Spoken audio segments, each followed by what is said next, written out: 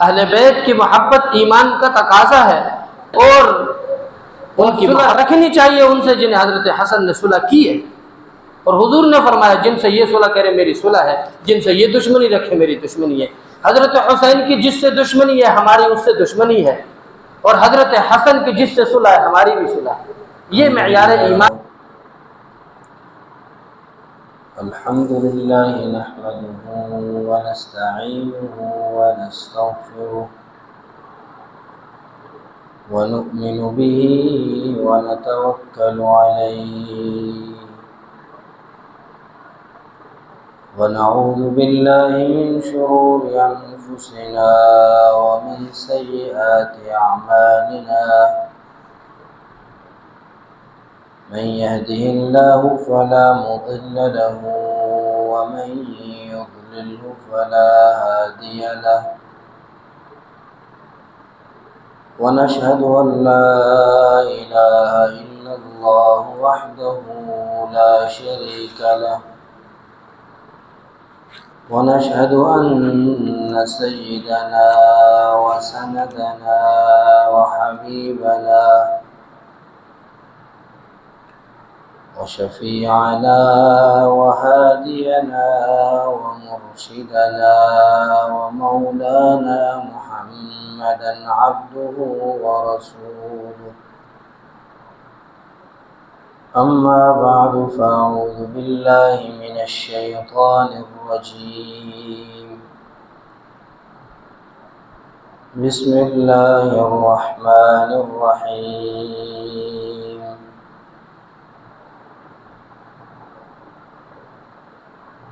इन्नमा युरीदुल्लाहु लियुज़हिबा अन्कुमुर रिज्सा अह्लल बैति व युतह्हिरकुम तत्हीरा। वक़ाल अन्नबिय्यु सल्लल्लाहु अलैहि वसल्लम अल हसन वल हुसैन हुमा सय्यिदा शबाबि अहलिल जन्नह। व फ़ी रिवायतिन अल हसन वल हुसैन हुमा रैहानता फ़िद दुनिया। वक़ाल अन्नबिय्यु सल्लल्लाहु अलैहि वसल्लम अल्लाहुम्मा इन्नी उहिब्बुहुमा फ़अहिब्बहुमा व अहिब्ब मन युहिब्बुहुमा। औ कमा क़ाल अन्नबिय्यु सल्लल्लाहु अलैहि वसल्लम सदक़ल्लाहुल अज़ीम व सदक़ रसूलुहुन नबियुल करीम व नहनु अला ज़ालिका लमिनश शाहिदीन वश्शाकिरीन वल्हम्दुलिल्लाहि रब्बिल आलमीन। अल्लाहुम्मा सल्लि अला सय्यिदिना व मौलाना मुहम्मद व अला आलि सय्यिदिना व मौलाना मुहम्मदिन व बारिक व सल्लिम। वाजिबुल एहतराम दोस्तों और बुजुर्गों,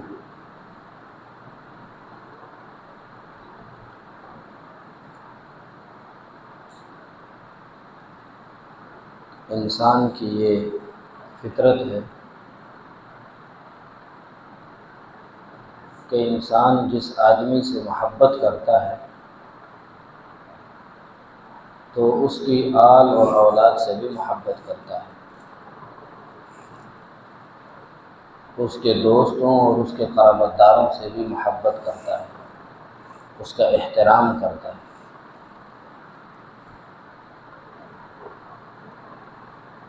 अल्लाह तबारक व तआला के बाद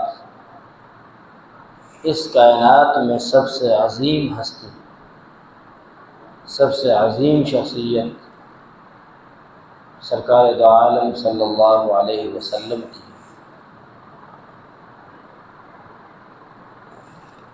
और जो शख्स भी हुज़ूर सल्लल्लाहु अलैहि वसल्लम से सच्ची मोहब्बत करता है تو اس کی محبت کا لازمی تقاضا یہ ہے کہ وہ حضور صلی اللہ علیہ وسلم کی آل اولاد، آپ کے اہل بیت، آپ کے اہل خانہ، آپ کے دوستوں اور رفقا سے بھی محبت کرتا ہے۔ یہ نہیں ہو سکتا کہ آدمی کسی انسان سے محبت کرے اور اس کی آل اولاد سے محبت نہ کرے، اس کے خاندان اور رشتہ داروں کا احترام نہ کرے۔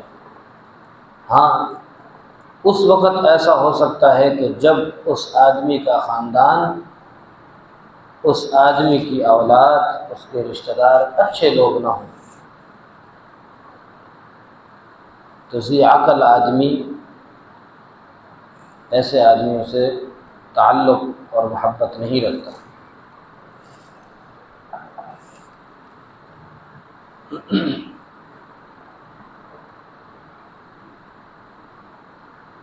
حضور صلی اللہ علیہ وسلم نے خود بھی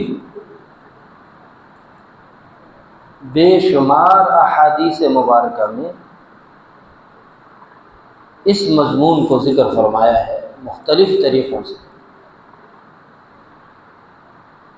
کہ آپ کا میرے ساتھ محبت کا تقاضا یہی ہونا چاہیے کہ آپ میری آل اور اولاد سے محبت رکھیں۔ گزشتہ جمعہ میں نے جو حضرت موسیٰ علیہ السلام اور حضرت خضر علیہ السلام کے قصہ ذکر کیا قرآن کریم کا، تو میں نے عرض کیا تھا کہ یہ آئندہ جمعہ کے لیے ایک تمہید ہے، اس لیے کہ وہاں جس بات کو ذکر کیا گیا قرآن کریم میں کہ وہ جو خزانہ اس دیوار کے نیچے سے برآمد ہونے والا تھا، یعنی وہ ظاہر ہونے والا تھا اگر وہ دیوار گر جاتی، جس کو دو نبیوں نے مل کر تعمیر کیا تھا کہ وہ خزانہ چھپا رہے، یہ اللہ کی طرف سے حکم تھا۔ تو میں نے عرض کیا کہ مفسرین کرام فرماتے ہیں کہ یہ اس وجہ سے اللہ تبارک و تعالیٰ نے ان دو نبیوں سے اس خزانے کی حفاظت کا انتظام کروایا کیونکہ وَكَانَ أَبُوهُمَا صَالِحًا، ان بچوں کے جو والدین تھے وہ بڑے نیک تھے۔ تو میں نے عرض کیا تھا کہ نیکی کا اثر انسان کی صرف اپنی ذات میں محدود نہیں رہتا، اس کے اتنے زبردست اثرات ہوتے ہیں نیکی کے کہ یہ دلوں سے دلوں پر ایسے منتقل ہوتے ہیں اس کے اثرات کہ اس کی کوئی انتہا نہیں بیان کی۔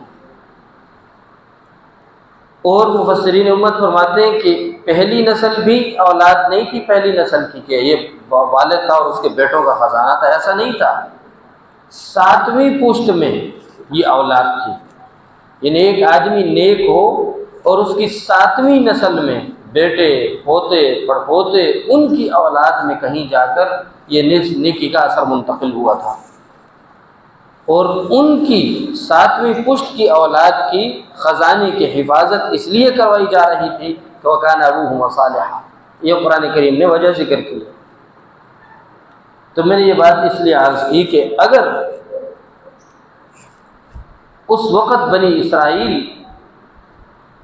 ظاہر ہے وہ بنی اسرائیل کا زمانہ تھا جب حضرت موسیٰ علیہ السلام تشریف لائے، بنی اسرائیل میں تشریف لائے، تو اگر بنی اسرائیل کا ایک ایسا نیک آدمی، عام انسان، قرآن کریم نے یہ نہیں کہا کہ یہ کوئی نبی تھا کوئی صحابی تھا، ایک عام مومن آدمی بنی اسرائیل کا، کہ اس کی نیکی کا اثر اس کی 7ویں پشت تک منتقل ہوتا ہے اور 2 نبیوں سے اس خزانے کی حفاظت کروائی جاتی ہے،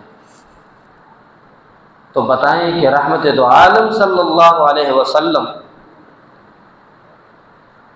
پوری کائنات کی نیکیاں مل کر، تمام انسانوں کے نیک اعمال مل کر حضور صلی اللہ علیہ وسلم کی نیکی کا مقابلہ نہیں کر سکتے۔ آپ بتائیں کہ نبی اکرم صلی اللہ علیہ وسلم کا نور نبوت اور فیضان نبوت آپ کی آل اور اولاد میں اہل بیت میں کس طرح منتقل ہوا ہوگا؟ اگر وہاں 2 نبیوں سے اس خزانے کی حفاظت کا انتظام کروایا جا رہا ہے تو اس سے ہمیں کیا سبق ملتا ہے کہ ہمیں حضور صلی اللہ علیہ وسلم اور سرکار دو عالم صلی اللہ علیہ وسلم کی آل اور اولاد، آپ کے اہل بیت اطہار اور آپ کی گھر والیاں، آپ کی اولاد کا کس قدر احترام اور محبت رکھنی چاہیے اپنے دلوں میں، اور پھر صرف احترام اور محبت ہی نہیں دلوں میں بلکہ ان کی سیرت اور کردار کو اپنانا چاہیے۔ دیکھیے حضور صلی اللہ علیہ وسلم ایک دن حضرت حسن و حسین رضی اللہ تعالی عنہما کو دیکھتے ہیں، دیکھتے ہی آپ نے ارشاد فرمایا کہ ہما ریحانۃ من الدنیا، یہ دنیا میں میرے 2 پھول ہیں جو اللہ نے مجھے عطا فرمائے۔ اور ایک حدیث مبارک میں آپ نے ارشاد فرمایا کہ یہ میرے دونوں صاحبزادے جنتی جوانوں کے سردار ہیں، جتنے جنت میں نوجوان ہیں ان کے جو سردار ہیں وہ حضرت حسن و حسین رضی اللہ تعالیٰ عنہ۔ نبی اکرم صلی اللہ علیہ وسلم کی 4 بیٹیاں تھیں اور 3 بیٹے تھے، ان میں سے ایک ہی آپ کی صاحبزادی ہیں، آپ کے لخت جگر حضرت فاطمۃ الزہرا رضی اللہ تعالیٰ عنہ، کہ انہی کے اللہ تبارک و تعالیٰ نے حضرت فاطمۃ الزہرا سے آپ کو آپ کی اولاد عطا فرمائی، جو سلسلہ نسب چلا، یعنی جو مسلسل اولاد اللہ تعالیٰ نے عطا فرمائی اور آپ کا سلسلہ نسب چلا، وہ حضرت فاطمۃ الزہرا رضی اللہ تعالیٰ۔ آپ کے بیٹے بھی بچپن میں انتقال فرما گئے، اور آپ کی جو باقی اولاد تھی، باقی 3 بیٹیاں، ان کی بھی اولاد بچپن ہی میں انتقال کر گئی۔ ایک ہی صاحبزادی ہیں حضرت فاطمۃ الزہرا رضی اللہ تعالیٰ عنہ، جن کی نسل کو اللہ تبارک و تعالیٰ نے آگے پروان چڑھایا، اور نبی کریم صلی اللہ علیہ وسلم ان کو دیکھ کر بہت خوش ہوتے تھے۔ عمر میں بھی سب سے چھوٹی تھی، محبوب بھی بہت تھی، اور چھوٹی عمر میں چونکہ حضرت خدیجہ کا انتقال ہو گیا تھا تو بچے چھوٹے چھوٹے رہ گئے تھے، تو آخری اولاد ویسے بھی پیاری ہوئی۔ تو نبی کریم صلی اللہ علیہ وسلم نے ایک حدیث مبارک میں ارشاد فرمایا کہ تمام جنتی عورتوں کی سردار میری یہ بیٹی فاطمۃ الزہرا ہے۔ خود نبی اکرم صلی اللہ علیہ وسلم اہل بیت سے محبت کا جو ہمیں حکم دے رہے ہیں، آپ نے ارشاد فرمایا ایک حدیث میں، انہی دونوں صاحبزادوں کو اور دونوں پھولوں کو دیکھ کے آپ نے ارشاد فرمایا اللہم انی احبہما، اے اللہ میں ان دونوں اپنے بچوں سے، اپنے دونوں نواسوں سے، ان دونوں پھولوں سے محبت رکھتا ہوں۔ وَأَحِبَّهُمَا، اے اللہ آپ بھی ان دونوں سے محبت فرمائیں۔ وَأَحِبَّ مَن يُحِبُّهُمَا، اے اللہ آپ ان سے بھی محبت رکھیں جو میرے ان دونوں صاحبزادوں اور ان میرے پھولوں سے محبت رکھتا ہے، اپنے دل میں ان کا احترام، ان کی عظمت رکھتا ہے، تو آپ ان سے بھی محبت فرمائیں۔ یعنی ہمارے ایمان کا تقاضا ہے اہل بیت سے محبت۔ اس وقت تک ہمارا ایمان کامل نہیں ہو سکتا کہ جب تک ہم صحابہ کرام کو بھی اور اہل بیت کو بھی اپنا معیار ایمان نہ بنائیں اور ان سے اپنے دل و جان سے محبت نہ رکھیں، اس وقت تک ہمارا ایمان مکمل نہیں ہو سکتا۔ اس لیے کہ نبی اکرم صلی اللہ علیہ وسلم کی یہ دعا ہے کہ اللہ میں بھی محبت رکھتا ہوں، آپ بھی ان سے محبت فرمائیں، اور ہر اس شخص سے آپ بھی محبت فرمائیں جو ان سے محبت رکھتا ہے۔ سبحان اللہ، کیا عظیم دعا ہے آپ نے اپنی امت کے لیے بھی فرمائی۔ دوسری روایت میں نبی کریم صلی اللہ علیہ وسلم نے ارشاد فرمایا ہے، آپ نے ارشاد فرمایا کہ ان دونوں صاحبزادوں کو دیکھ کے فرمایا تھا کہ جس سے تم خوش ہو اس سے میں بھی خوش ہوں، جن سے تمہاری صلح ہے، محبت ہے، ان سے میری بھی محبت ہے، جس سے تمہارا جھگڑا ہے اس سے میرا بھی جھگڑا ہے۔ انا سالم سالمتم وحارب حاربتم، تم جس سے دشمنی رکھو گے، جس سے جھگڑا رکھو گے، اختلاف کرو گے، اس سے میرا بھی اختلاف اور جھگڑا ہو۔ یہ اتھارٹی دی ہے نبی کریم صلی اللہ علیہ وسلم نے ان صاحبزادوں کو۔ قرآن کریم میں اللہ تبارک و تعالیٰ نے ایک اصول ذکر فرمایا بہت زبردست۔ کوئی بھی آدمی کہہ سکتا ہے کہ مجھے فلاں سے محبت ہے، فلاں سے محبت ہے، فلاں سے۔ دنیا میں دعوے کرنے والے تو بہت لوگ ہیں کہ مجھے فلاں سے محبت ہے، فلاں سے محبت ہے۔ اللہ تبارک و تعالیٰ نے قرآن کریم میں محبت کو پہچاننے کا ایک زبردست معیار ذکر فرمایا۔ سچی محبت کس آدمی میں ہوتی ہے اس کی نشانی ذکر فرمائی، اس کی علامتیں ذکر فرمائی۔ اب کوئی بھی اٹھ کے کہہ سکتا ہے مجھے صحابہ کرام سے بھی محبت ہے، اوپر سے کہہ سکتا ہے مجھے اہل بیت سے محبت ہے، مجھے حضور کی گھر والیوں سے محبت ہے، حضور کی اولاد سے محبت ہے، کوئی بھی کہہ سکتا ہے۔ یہ تو ہر کوئی دعویٰ کر سکتا ہے۔ اپنی وہ محبت میں سچا ہے یا نہیں ہے، یا صرف زبانی دعویٰ ہے اس کا، اس کا پتہ کس سے چلے گا؟ اس کا پتہ اس نشانی سے چلے گا، اس علامت سے چلے گا جو اللہ تعالیٰ نے قرآن کریم میں ذکر فرمائی۔ اللہ تعالیٰ ارشاد فرماتے ہیں قُلْ إِن كُنتُمْ تُحِبُّونَ اللَّهَ، اگر تم چاہتے ہو کہ اللہ تعالیٰ تم سے محبت کرے، تو تمہارا دعویٰ ہو کہ مجھے اللہ سے محبت ہے، اور یہ بھی دعویٰ ہو کہ اللہ کو مجھ سے محبت ہے، تو محبت کی ایک ہی نشانی ہے، محبت کی علامت میں سے جتنی بھی علامت ہے ایک نشانی بڑی یہ ہے فَاتَّبِعُونِي، اگر تم لوگ چاہتے ہو کہ مجھ سے محبت کرو تو تمہیں میرے نبی کی سیرت کو اپنانا ہوگا، میرے نبی کی سیرت پر چلنا ہوگا، میرے نبی کے کردار کو اپنانا ہوگا، میرے نبی کے اخلاق کو اپنانا ہوگا، میرے نبی کی جتنی زندگی ہے، جس جس شعبے میں جس طرح آپ نے عمل کر کے دکھایا ہے، جس طریقے سے، ویسے تم کرو گے تو تمہارا یہ محبت کا دعویٰ سچا ہے، اور اگر ویسا نہیں کرو گے تو محبت کا دعویٰ سچا نہیں۔ عیسائیت دنیا میں آج آپ جائیں عیسائیوں سے پوچھیں، آج ان کا دعویٰ ہے نہیں حضرت عیسیٰ علیہ السلام سے محبت کا ہے یا نہیں ہے؟ مجسمے بنا رکھے ہیں، صلیب لٹکا رکھا ہے، آپ دیکھیے پوری دنیا میں سب سے زیادہ عیسائیت ہے، ان کا دعویٰ ہے، لیکن کیا وہ اپنے اس دعوے میں سچے ہیں؟ نہیں سچے ہیں۔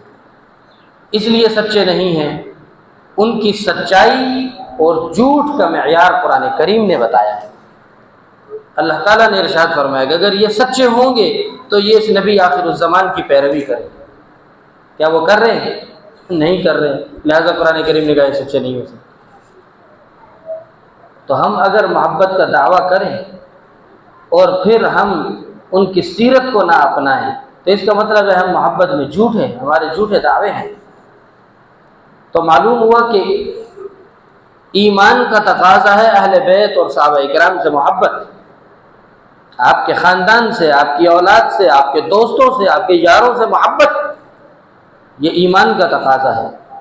اور اس محبت کا تقاضا یہ ہے کہ ہم ان کی سیرت کو اور صورت کو اپنائیں، وگرنہ ہم اپنے دعووں میں جھوٹے ہیں۔ اور میں نے عرض کیا کہ یہ محبت کو پرکھنے کا معیار اللہ تعالیٰ نے قرآن کریم میں ذکر فرمایا۔ سبحان اللہ۔ اگر ہم اہل بیت کی محبت کا جو بھی دنیا میں دعویٰ کرتا ہے اس کو چاہیے کہ وہ سیرت جو قرآن کریم نے صحابہ کرام کی، اہل بیت کی، ازواج مطہرات کی، نبی کے یاروں کی، دوستوں کی جو سیرت قرآن کریم نے بتائی ہے، اس سیرت پر جو بھی آج کھڑا ہے، اس سیرت پر عمل کر رہا ہے، انہوں نے جیسے نماز پڑھی وہ نماز پڑھ رہا ہے، جیسے انہوں نے جہاد کیا وہ جہاد کر رہا ہے، جیسے انہوں نے لوگوں کے ساتھ معاملات کیے یہ معاملات کر رہا ہے، جیسے انہوں نے حج کے فریضہ ادا کیا۔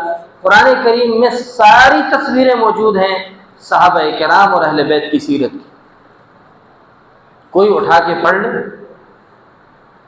حج کے ایام آتے ہیں، تمام جگہ آپ سنتے ہیں حج کے خطبے شروع ہوتے ہیں، وہ عرفات سے لے کر پوری دنیا میں حج کے فضائل اور حج کی مسائل اور حج کی باتیں۔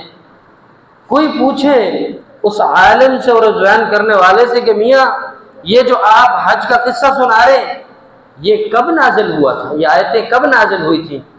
کن کے بارے میں نازل ہوئی تھیں؟ کون کون حج کو جا رہے تھے؟ کن کو قرآن کہہ رہا تھا یہ کرنا ہے یہ نہیں کرنا ہے؟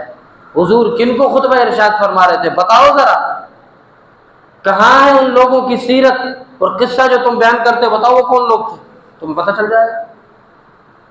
جب رمضان آتا ہے ہر جگہ دنیا میں رمضان کے فضائل مسائل چل رہے ہیں، پوچھئے کہ میاں یہ رمضان کے مسائل اور فضائل کن کے بارے میں نازل ہوئی تھی؟ یہ کس کی سیرت ہے جو آپ ہمیں پڑھ کے سنا رہے ہیں؟ نکاح شادی کا موقع آتا ہے، عالم آپ کے سامنے بیٹھ کے خطبہ پڑھتا ہے اور آپ اس سے پوچھئے میاں یہ کس کا نکاح ہو رہا تھا جب یہ مسائل اتر رہے تھے؟ یہ کس کی سیرت کا بیان ہے جو آپ ہمیں سنا رہے ہیں؟ نماز کا حکم ہے، نماز پڑھ رہے ہیں، نماز کے مسائل اور فضائل بیان ہو رہے ہیں، پوچھئے عالم سے کہ بتائیے کہ یہ کس کی سیرت اور قصہ سنایا جا رہا ہے کہ یہ نماز کا حکم یوں کرو یوں کرو یوں کرو یوں نہ کرو، کسے کہا جا رہا ہے؟ بات صاف ہے کہ ایمان کا تقاضا ہے صحابہ کرام اور اہل بیت سے محبت، اور محبت کا تقاضا ہے ان کی سیرت کو اپنانا، وگرنہ سب دعوے جھوٹے اور فضول ہیں دنیا۔ اور یہ اللہ کا شکر ہے کہ یہ معیار اور یہ علامت اور نشانی اللہ تعالیٰ نے ہمیں قرآن کریم میں ایک جگہ نہیں، میں نے تو ایک آیت تلاوت کی، بے شمار جگہوں پر اللہ تعالیٰ نے یہ بات ارشاد کی۔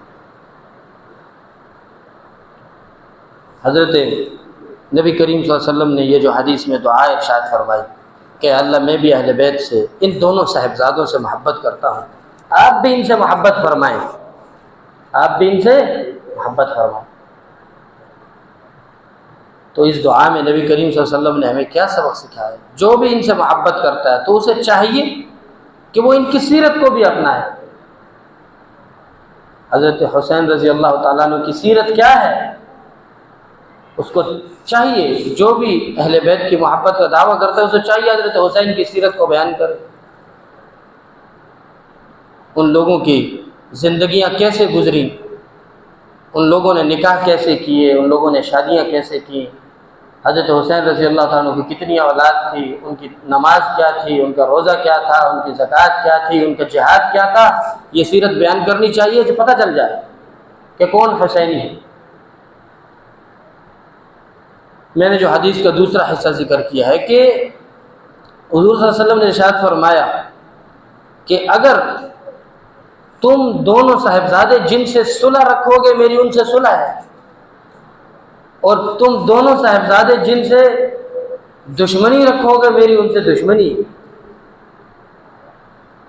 اگر حضرت حسین رضی اللہ تعالیٰ عنہ دین حق کی سربلندی کے لیے کھڑے ہوئے ہیں تو یہ حسینی کردار ہے کہ دین حق کی آواز جب بلند ہو کہ دین کی سربلندی کے لیے ہمیں کھڑا ہونا ہے، تو یہ حسینی انقلاب ہے، یہ حسینی سیرت اور کردار ہے کہ ہمیں کھڑا ہونا چاہیے حق کے لیے۔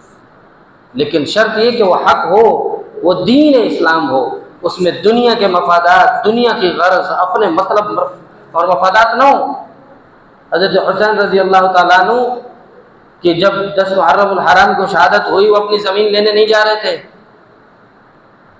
وہ اپنے پلاٹ لینے نہیں جا رہے تھے، اپنی تجارت نوکری اور یہ نہیں اپنے حقوق، ہماری گلیاں پکی کر دو، ہمیں یہ لگا دو، اس کے لیے نہیں جا رہے تھے، اس لیے جا رہے تھے کہ دین اسلام کے سربلندی جو ہے وہ سربلند ہونے کے بجائے سرنگوں ہو رہا ہے۔ اس لیے حضرت حسین رضی اللہ تعالیٰ عنہ دین اسلام کی سربلندی کے لیے حق کا علم بلند کر کے نکلے، یہ حسینی کردار ہے، یہ سیرت ہے حضرت حسین کی۔ تو دوسری طرف حضرت حسن رضی اللہ تعالیٰ عنہ جو بڑے صاحبزادے ہیں حضرت فاطمہ الزہرا کے، ان کے بارے میں صاف نبی کریم صلی اللہ علیہ وسلم نے ارشاد فرمایا تھا ان ابنی ھذا سید، آپ ممبر پہ بیٹھے تھے، اس کو ساتھ جو جھولی میں بٹھایا اپنی گود میں، فرمایا یہ میرا بیٹا سردار ہے، یہ سردار ہوگا، اس میں سرداری والی صفات ہیں، یہ بڑے ہو کے سردار بنے گا۔ پھر ساتھ ہی ارشاد فرمایا اللہ تعالیٰ نے مجھے یہ وحی فرمائی، اللہ تعالیٰ نے فرمایا کہ مسلمانوں کی 2 بڑی جماعتیں آپس میں ٹکرائیں گی، 2 جماعتوں کا اختلاف ہو جائے گا، اجتہادی اختلافات ہوں گے، دین کے اندر ہوتے رہتے ہیں، پہلی امتوں میں بھی ہوئے، لیکن میرا یہ جو بیٹا ہے، آپ نے ارشاد فرمایا لعل اللہ ان یصلح بین فئتین عظیمتین، میرا یہ صاحبزادہ دو عظیم لشکروں کے درمیان، مسلمانوں کے دو عظیم لشکروں کے درمیان صلح کروائے گا۔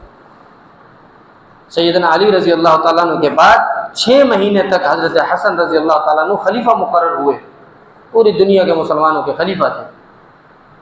اور حضرت امیر معاویہ رضی اللہ تعالیٰ عنہ جو ہمارے ایمان کا معیار ہیں، وہ شام میں موجود تھے، اور حضرت حسن رضی اللہ تعالیٰ عنہ یہاں مدینہ اور پھر جو ہے وہ کوفہ میں موجود تھے۔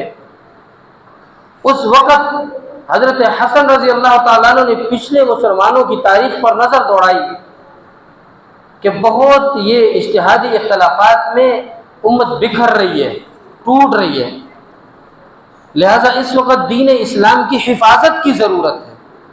تو دین اسلام کی حفاظت کے لیے حضرت حسن رضی اللہ تعالیٰ عنہ نے اپنی خلافت کی قمیص اتار کے حضرت امیر معاویہ رضی اللہ تعالیٰ عنہ کے ہاتھ پر بیعت کر لی، فرمایا مسلمانوں کے خون کی حفاظت ہو جائے، بہت بہہ رہا ہے۔ اس کی پیشن گوئی نبی کریم صلی اللہ علیہ وسلم نے پہلے ارشاد فرمائی تھی۔ تو میں نے حدیث سنائی کہ نبی کریم صلی اللہ علیہ وسلم نے فرمایا کہ بھائی میرے دو یہ صاحبزادے جن سے صلح رکھیں گے ان سے میری صلح ہے، جن سے یہ دشمنی رکھیں گے میری ان سے دشمنی ہے۔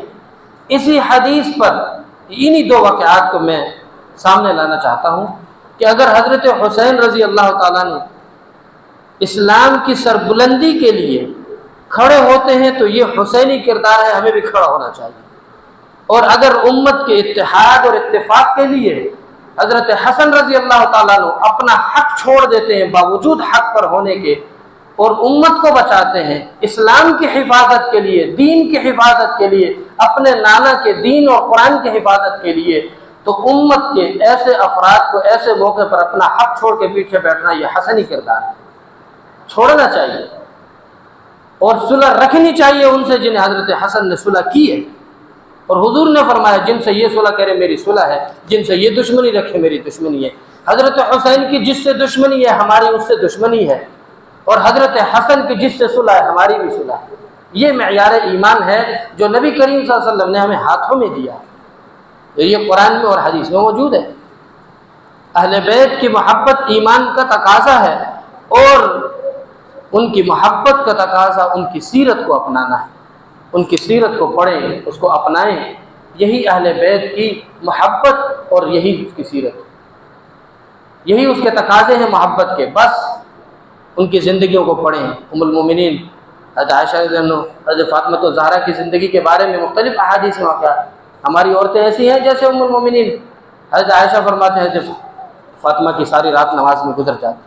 یہ ایک الگ مستقل موضوع ہے کہ حضرت فاطمہ الزہرا رضی اللہ عنہ کی سیرت کس طرح ہے۔ یہ ہے اصل معیار۔ محبت کرتے ہیں تو محبت تب سچی ثابت ہوگی جب ہم اس سیرت کو بھی اپنائیں گے۔ اللہ تبارک و تعالی ہمیں اہل بیت کی محبت بھی نصیب فرمائیں، اور اس محبت کے دعوے پر ہمیں ان کی سیرت کو اپنانے کی توفیق بھی نصیب فرمائیں۔ آخر دعوانا الحمدللہ۔